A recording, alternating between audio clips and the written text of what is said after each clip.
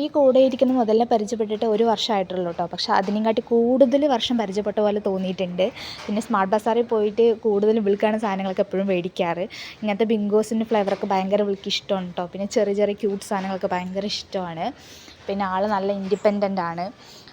കുറച്ചും കൂടി കാര്യങ്ങളൊക്കെ ഫേസ് ചെയ്യാനൊക്കെ ഭയങ്കര ഇവൾ ഓക്കെയാണ്. മെച്യൂരിറ്റിയാണ്, പ്രായത്തിൽ കൂടുതൽ നല്ല മെച്യൂരിറ്റിയാണ്. പിന്നെ എന്നെ വല്ല ഫംഗ്ഷനൊക്കെ വരുമ്പോൾ ഒരുക്കുന്നത് മേക്കപ്പ് ആർട്ടിസ്റ്റ് ഇവളാണ് കേട്ടോ. അതുകൊണ്ട് എനിക്ക് നല്ല എന്നെ സുന്ദരിയായിട്ട് വിടും. ഇപ്പോൾ ഇവളെക്കുറിച്ച് പറയാൻ കാരണം എന്ന് പറഞ്ഞാൽ, ഇന്ന് ഞാൻ ഓഫീസിലേക്ക് പോകുമ്പോൾ ഇന്ന് അവൾ അവിടെ ഇല്ല. ഇവൾ റിസൈൻ ഇട്ട് കഴിഞ്ഞു. ഇവൾക്ക് എഡ്യൂക്കേഷന് വേണ്ടിയിട്ട് ഇവൾ ഓഫീസിൽ നിന്ന് പോവുകയാണ്. നമ്മുടെ കൂട്ടത്തിൽ നിന്ന് ഒരാൾ പോകുമ്പോൾ നല്ല വിഷമമുണ്ട്. ഞാൻ തമാശയ്ക്ക് പറയും, നീ പോയാലും പ്രശ്നമൊന്നും ഇല്ല, നീ പൊക്കോ, പോണവരൊക്കെ പോവും, ചിലവർ വരും എന്നൊക്കെ പറഞ്ഞിട്ട് ഞാൻ ഡയലോഗ് പറയാറുണ്ട്. പക്ഷെ ഒരുപാട് വിഷമമുണ്ട്. ഇവളെൻ്റെ അടുത്ത് പറഞ്ഞ ഒരു കാര്യം എന്ന് പറഞ്ഞാൽ, നീ സമ്പാദിക്കുന്ന ചെറിയൊരു എമൗണ്ടെങ്കിലും നീ നിനക്ക് വേണ്ടിയിട്ട് മാറ്റി വയ്ക്ക്.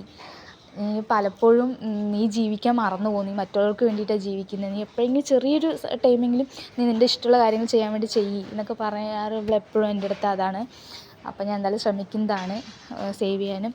പിന്നെ എപ്പോഴെങ്കിലുമൊക്കെ ഞാൻ എനിക്ക് വേണ്ടിയിട്ട് ജീവിക്കാൻ ഓക്കെയാണ്, ഇനി ശ്രമിക്കാം. ശരിക്കും മിസ് ചെയ്യും. Anyway all the best. Miss you.